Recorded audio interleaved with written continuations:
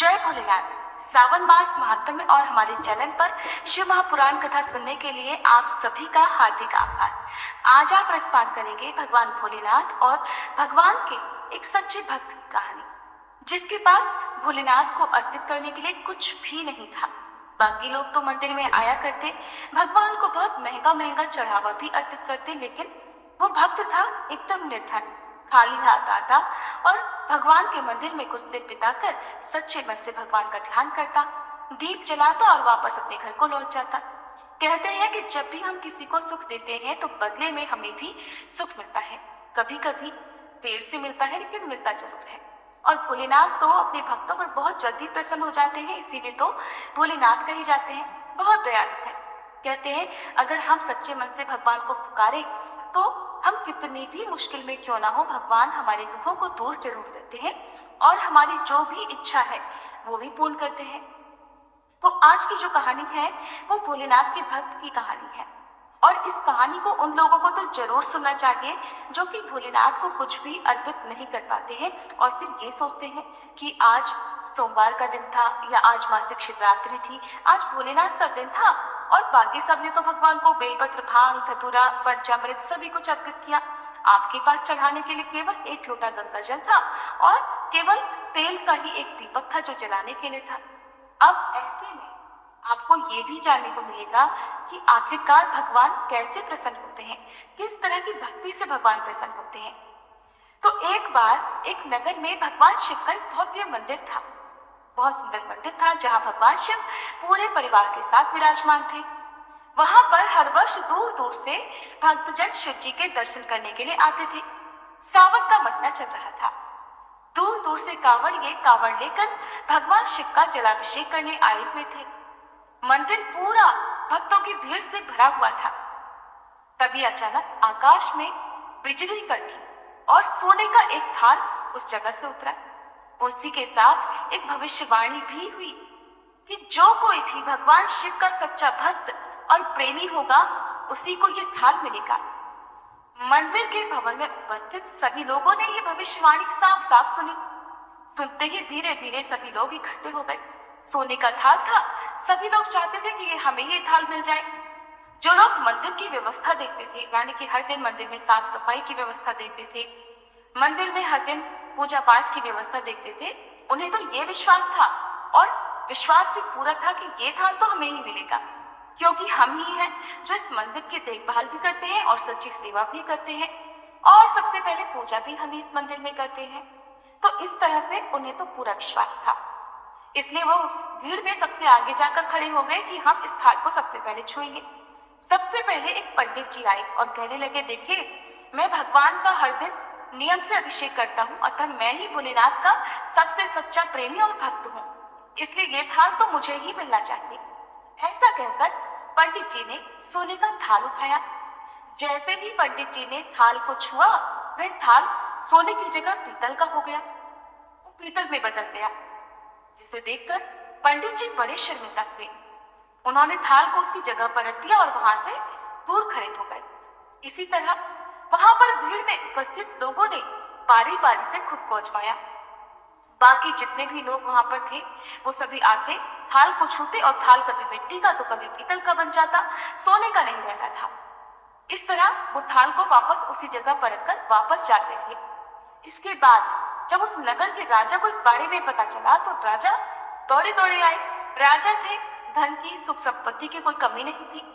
राजा सोचने लगे कि मैंने महादेव के मंदिर में बहुत भारी दान दक्षिणा दी है, मंदिर निर्माण में भी मैंने सहयोग किया है, इसलिए ये थाल तो मुझे ही मिलना चाहिए।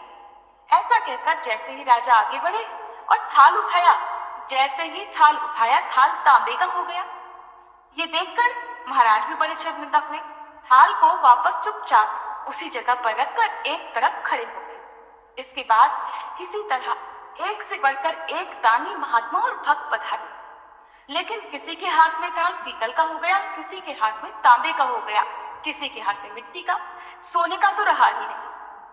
तब सभी लोगों को पता चल गया कि हम में से कोई भी महादेव का सच्चा भक्त ही नहीं है, यानी कि अब तक हमने अपने जीवन में महादेव की जो पूजा भक्ति की है वो सच्ची थी ही नहीं। उस सभी में स्वार्थ था, झूठ था, दिखावा था। उसी समय एक गरीब किसान का वहां आना हुआ। वो बेचारा महीनों बाद आज चातुर्मास के शुभ अवसर पर भोलेनाथ के दर्शन करने आया था। चातुर्मास का समय कभी भी बुरा नहीं होता। चातुर्मास के समय में शुभ मांगलिक कार्य नहीं किए जाते हैं, लेकिन इन 4 महीने में भगवान की भक्ति जरूर करनी चाहिए।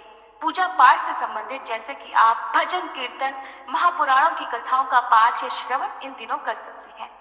तो चातुर्मास के शुभ अवसर पर बेचारा बहुत दिनों के बाद वो भोलेनाथ के दर्शन करने आया था। एक तो गरीबी, ऊपर से गृहस्थी के बोझ तले दबा हुआ वह गरीब दिन रात खेतों में मेहनत मजदूरी करके अपना और अपने परिवार का गुजारा किया करता था। अभी रास्ते में ही आ रहा था कि कोई भिखारी उसे मिल गया, कुछ मांगने लग गया। इस किसान को उस पर दया आ गई।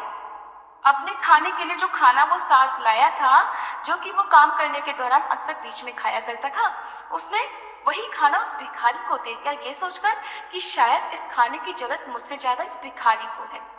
थाल के बारे में उस गरीब किसान ने भी सुना था, लेकिन उसने इस ओर बिल्कुल भी ध्यान नहीं दिया, ये सोचकर कि मैंने तो ना कभी भगवान को चढ़ावा चढ़ाया, ना कभी मैं नियम पूर्वक मंदिर में गया, ना मैंने कभी ब्राह्मणों को भोजन कराया, ना कोई दान दक्षिणा ही दी। दान दक्षिणा कैसे देता? बेचारा बड़ी मुश्किल से तो अपने परिवार का पेट पाला करता था। तो वह व्यक्ति सीधा मंदिर में गया और महादेव का पूजन करके बाहर आ गया। परिक्रमा करके जब वो जाने को तैयार हुआ, तभी पीछे से एक व्यक्ति बोला जो भीड़ में था। उसने कहा, भाई जरा तुम भी इस थाल को उठाकर देख लो, हो सकता है तुम ही वो सच्चे भक्त हो जिसके लिए ये थाल आसमान से उतर के आए हैं। किसान को लगा कि वो व्यक्ति उसका मजाक बना रहा है। किसान ने हंसते हुए अपना दुख छुपाते हुए कहा, भाई मैं तो कभी कोई पूजा पाठ भी नहीं करता और महीनों में एक आध बार ही मंदिर आ पाता हूँ, मैं कहाँ का सच्चा भक्त। तो वह अजनबी कहने लगा, भाई हम सभी तो देख चुके हैं, हमारी भक्ति तो बिल्कुल भी सच्ची नहीं है। अब तुम भी अपना हाथ लगाकर आजमा कर देख लो, सोने का थाल मिले या ना मिले, किंतु ये तो पता चल जाएगा कि तुम्हारी भक्ति में कितनी सच्चाई है।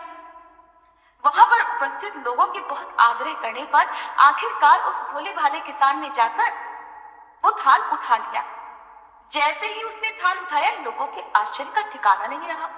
सोने का थाल रोशनी से जगमग करने लगा, चमचमाने लगा, जिसे देखकर मंदिर में उपस्थित सभी लोगों के बीच में खुशियों की लहर दौड़ गई। सभी लोग देखते ही देखते उस गरीब किसान के और महादेव के जयकारे लगाने लगे। पूछने लगे कि भाई तुम ही तो वो सच्चे भक्त हो, अब हमें ये भी बता दो कि आखिरकार महादेव की भक्ति कैसे करते हो, कौन सा उपाय करते हो जिससे महादेव तुमसे इतने प्रसन्न है। तो वही किसान कहने लगा, भाई मैं कोई भक्ति नहीं करता। हाथ जोड़कर कहने लगा कि मैं तो केवल दिन रात खेतों में काम करता हूँ और थोड़ा समय निकालकर अपनी सामर्थ्य के अनुसार जरूरतमंद लोगों की मदद कर दिया करता हूँ। इसके अलावा मैं कोई भी विशेष कार्य नहीं करता। लोग पूछने लगे, तो फिर बताओ तुम लोगों की मदद क्यों करते हो? किसान ने मुस्कुराते हुए कहा, दूसरों की मदद करके जब उनके चेहरे की मुस्कान देखता हूँ तो मुझे उसमें परम आनंद की प्राप्ति होती है, बहुत खुशी होती है और इतनी खुशी मिलती है कि मैं शब्दों में उसे बयान भी नहीं कर सकता। शायद यही कारण होगा कि महादेव मुझसे इतने प्रसन्न है। तो वहां पर उपस्थित लोगों की आंखें खुल गई कि किस प्रकार की भक्ति सच्ची होती है। हमेशा ध्यान रखें कि अगर आप खासकर मंदिर जा रहे हो, कोई भी शुभ कार्य के लिए जा रहे हो, रास्ते में कोई भी जरूरतमंद व्यक्ति दिखाई दे तो उसे कभी भी अनदेखा करके आगे ना बढ़े। क्या पता भगवान किस रूप में आपके पास आपकी परीक्षा लेने के लिए आ जाए। कुछ ना कुछ जो भी आपकी सामर्थ्य, कुछ ना कुछ उस जरूरतमंद व्यक्ति को आप जरूर दें। और देखिए, हमारे पास यदि कुछ भी नहीं होता तो जरूरी नहीं कि हम पैसों से ही किसी की मदद कर सकें। हम किसी का मनोबल बढ़ा सकते हैं, किसी की दुख तकलीफ को पूछकर उसकी परेशानी का हल उसे बता सकते हैं। हम किसी न किसी रूप में यदि किसी भी जरूरतमंद की मदद करेंगे तो महादेव हम पर जरूर प्रसन्न होंगे।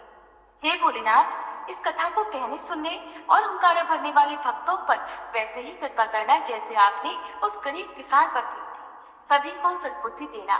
प्रेम से बोलिए भोले शंकर भगवान की जय।